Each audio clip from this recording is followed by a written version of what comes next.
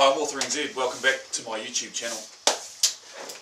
I've been recently participating in some online forums on the prepping and survival scene, and I've been asked to put together some information that's more relevant to New Zealand and prepping and emergency supplies and preparedness here. On that note, I talked to some people in Christchurch and I got some really good tips about the stuff that they think is important. And this is the nitty gritty. This is where the rubber meets the road. You know, those guys down there, even after 18 months, some of them are still displaced. Some of them are still not back in their homes. They still haven't got their water, their power, their sewage. A lot of them are still being disrupted by the earthquake that happened 18 months ago. So they've given me their suggestions, the things that they think are important. And it wasn't food and water, you know, it was the little things like hand sanitizer, plastic bags, you know. So I've made a website and I've put all that information. There's a link down there to the website that I've put up, and it's got the list of stuff. It's got all the basic stuff, and it's got a few pages on my ideas, but it's got, in their own words, a list of the things that the people of Christchurch found really important to their safety, security, survival. A lot of it's repeated, but a lot of, you know, that just shows you how important some of those items were to them. So when I talk about survival and preparation, I'm talking about an event like a flood or an earthquake where I don't really think it's feasible that I'm not ever going to be able to get back in my house. So I have things stored and supplied, and I keep them in the house. I keep my water just down there. I've got 80 litres of water. I'm going to add to that. I'm going to probably get another 40 litres. I've got 2 bags set up with food and, you know, a stove and torch and knife and rope and tarp and some interesting stuff. I'm going to do another video. I'm going to get those bags out and I'm going to unpack them, partly to find out what's in there. You know, it's really important not just to get all the stuff together, pack it up and forget about it. You've got to go through it, and I do go through every year. I check the dates on the food. I see what's in there, see if there's something that I think I could add or take out that I don't think I'll use.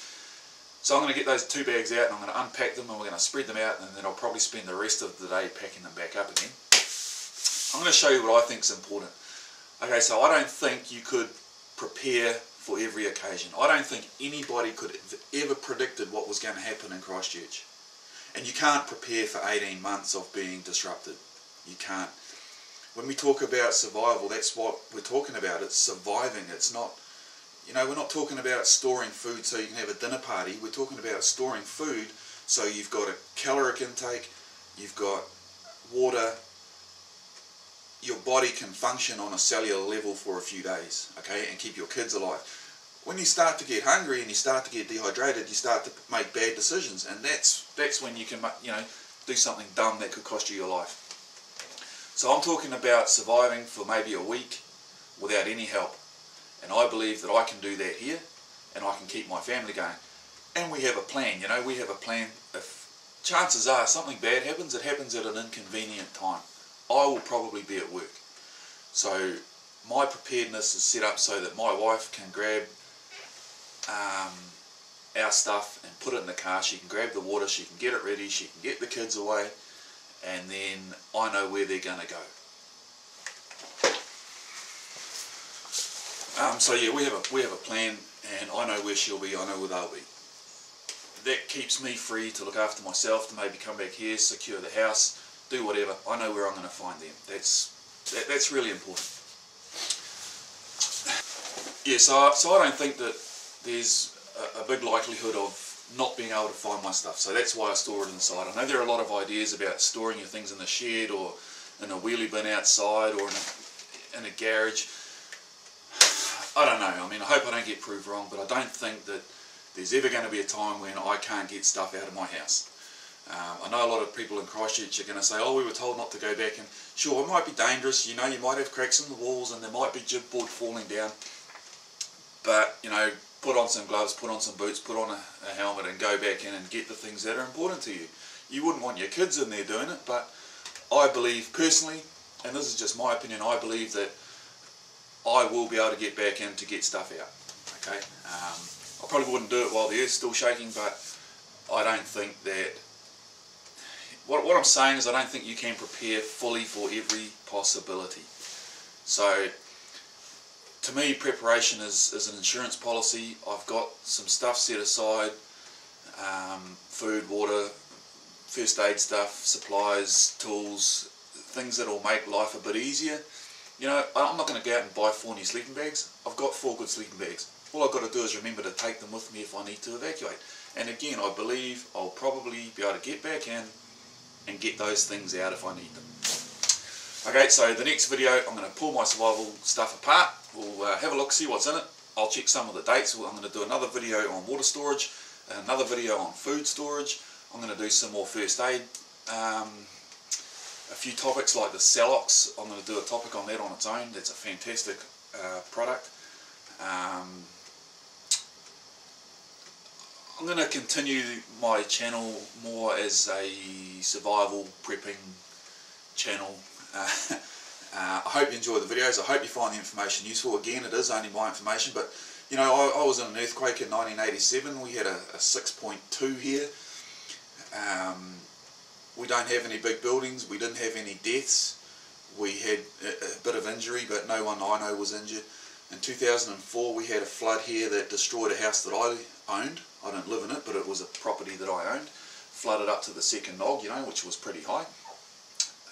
300 or 400 homes had to be rebuilt. A lot of people were out of their homes. A lot of people had no water, sewage, power.